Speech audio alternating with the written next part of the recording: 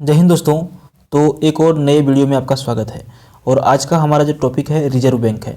ठीक है, reserve bank को बैंकों का बैंक भी कहा जाता है, यानी कि पूरे भारत में सबसे बड़ा बैंक अगर यदि कोई है तो वो है रिजर्व बैंक। ठीक है, जिसको शॉर्ट में क्या कहा जाता है, RBI, यानी कि रिजर्व बैंक ऑफ इंडिया।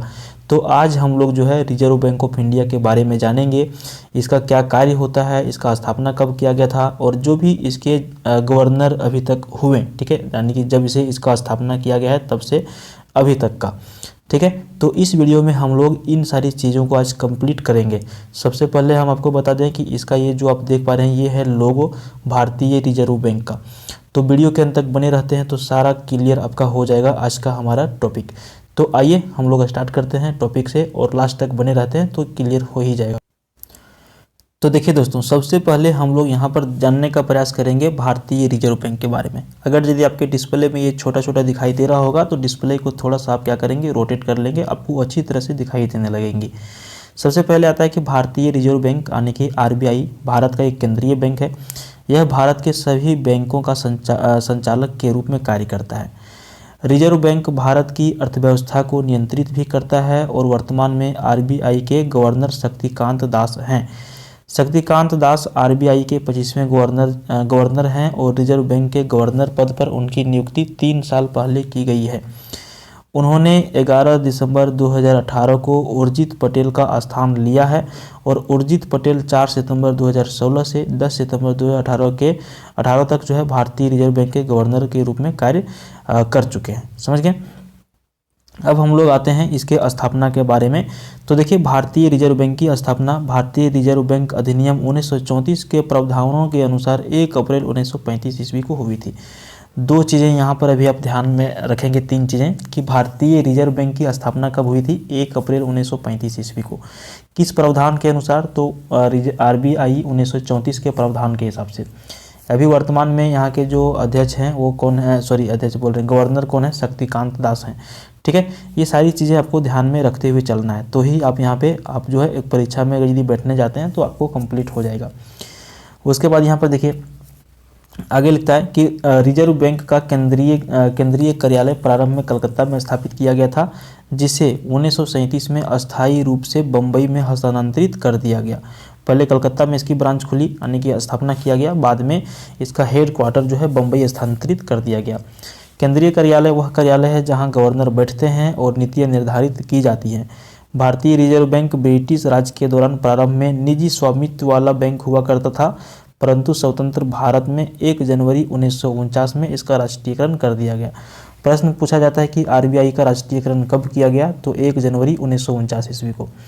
इसके बाद इस पर भारत सरकार का पूर्ण स्वामित्व हो गया, यानी कि ये पूरी तरह से जो है भारत सरकार के अंदर में आ गया।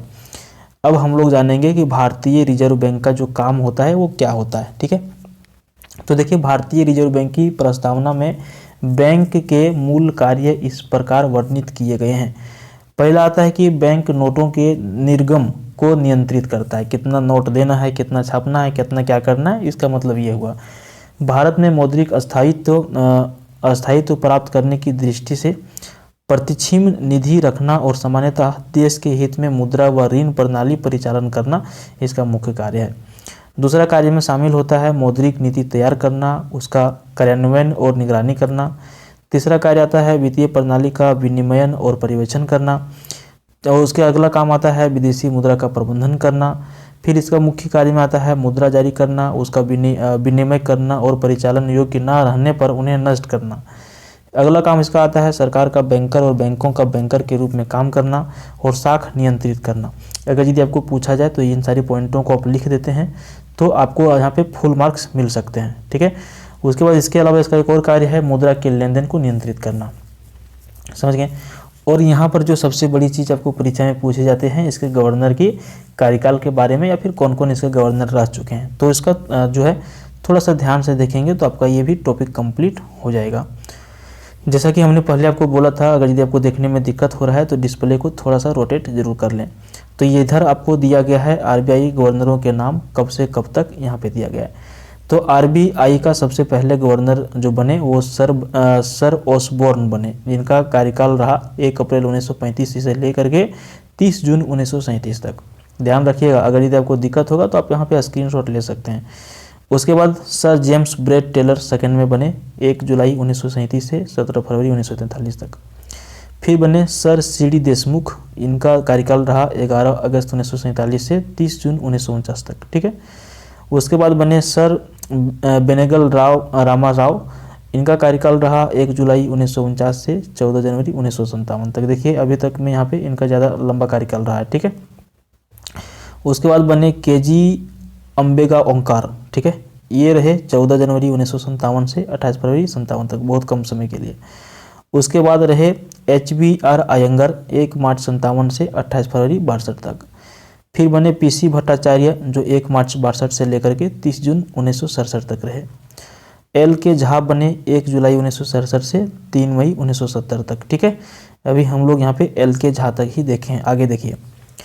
B.N. आदरकार जो 4 मई 1970 से 15 जून 1970 तक रहे। S. जगन्नाथन 16 जून 70 से लेकर के 19 मई 1975 तक। N.C. सेनगुप्ता 19 मई 1975 से 19 अगस्त 1975 तक। K.R. पुरी 20 अगस्त 1975 से 2 मई 77 तक। M. नरसिम्हन 3 मई 1977 से 30 नवंबर 1977। उसके बाद बने I.G. Patel, doctor I.G. Patel 1 दिसंबर 1977 से 15 सितंबर 1982 तक।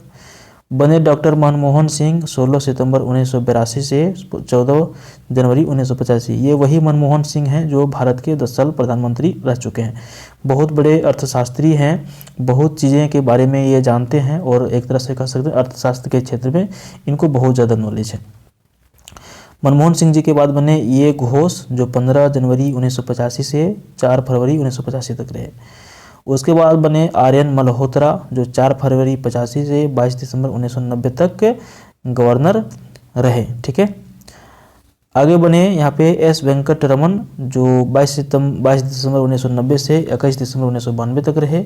सी रंगराजन बने, ये बहुत दिन तक रहे, ठीक है, 22 दिसंबर 1992 से 21 नवंबर 1997 तक। पुराने नोटों में देखिए साइन भी जो रहता है गवर्नर के रहते हैं, समझ गए। तो इसी रंगराजन का बहुत दिनों तक हम लोगों के यानी कि हालांकि हम लोग इसी टाइम से तो रहबे किए थे, लगभग सभी नोटों में इन लोगों के नाम हम लोगों ने अच्छी तरह से देखा है।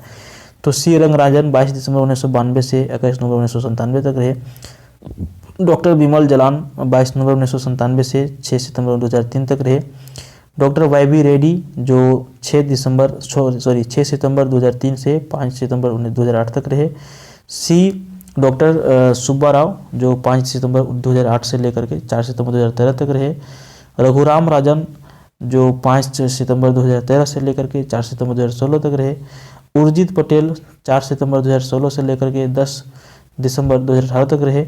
और शक्तिकांत दास 11 दिसंबर को गवर्नर बने हैं और अभी तक यहाँ पे ये आरबीआई के गवर्नर बने हुए हैं। तो इस वीडियो में इतना ही था। आरबीआई क्या है, आरबीआई के कार्य क्या है और इसके जो गवर्नर हैं उनके लिस्ट के बारे में। तो वीडियो पसंद आया तो हमें ज़रूर कमेंट करें कैसा आपको लगा, लाइक भी करिएगा और अधिक वीडियो देखने के लिए चैनल को सब्सक्राइब भी करिएगा, ठीक है। Thank you.